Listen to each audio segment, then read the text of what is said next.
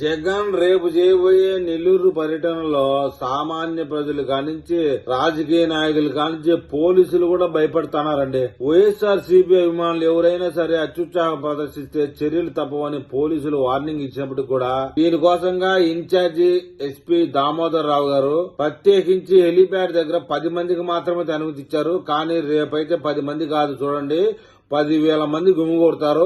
Jail వద్ద అయితే ముగ్గురికి అనుమతి ఇచ్చారంట పోలీసులు.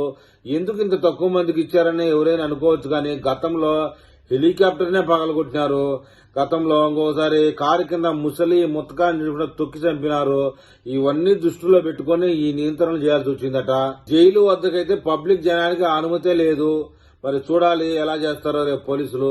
నిబంధనలకు ఏమాత్రం బ్రేక్ చేసినా సరే ఎవరి మీద కేసులు బుక్ చేయడం ఖాయమని చెప్తా ఉన్నారు. జగన్ పర్యటనకు ఫుల్ సెక్యూరిటీ అయితే ఉంటుంది, డ్రోన్లతో కూడా ఉంటుందండి.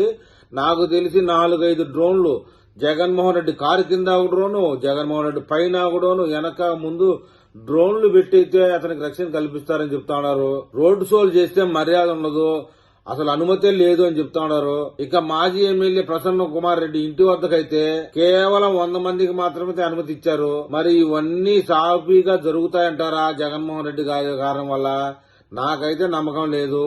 మీకు ఎలాంటి నమ్మకం కామెంట్ అయితే చేయండి. జగన్మోహన్ రెడ్డి నెల్లూరు జిల్లా పర్యటన అయిపోయేంత వరకు పోలీస్ స్టేషన్ లో ప్రతి యాక్టివిటీని సీసీ కెమెరాల ద్వారా పర్యవేక్షించడానికి 10 సంఖ్యలో పోలీసులను పెడతా ఉన్నారు. ప్రతిదీ రికార్డ్ చేసి గతంలో కారు కింద ముసలోడు చనిపోయినటువంటి సీన్లు కూడా ఎలా వృత్తాంతం అయ్యాయో అలాంటివన్నీ చేస్తామని చెప్తా ఉన్నారు. ఈ విషయాన్ని డీఎస్పీ దామోదర్ గారే తెలిపారండి. చూద్దాం, మరి జగన్మోహన్ రెడ్డి గారు అంత సింపుల్ గా పోతారనే నమ్మకం అయితే లేదు.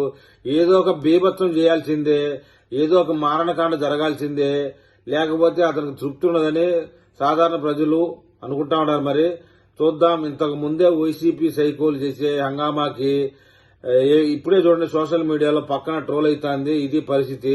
మీరు 100 మందికి ఏందిరా ఇచ్చేది, మమ్మల్ని ఎవరు ఆపేవాడని చెప్పేసి ఖతర్నాక్ డైలాగులు పడుతున్నారు. చూడండి పక్కన. చూద్దాం ఈ విషయంలో తెలుగు ప్రజలు ఏమని కామెంట్ చేస్తారో.